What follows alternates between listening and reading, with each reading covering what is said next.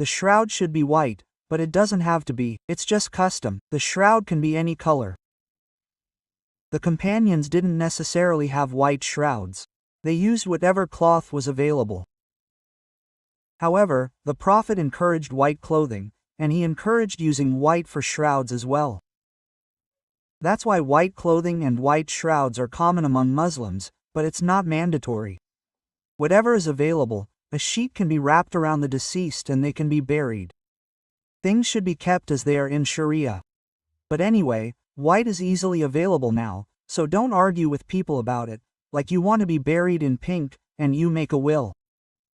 It's best to just stick with white.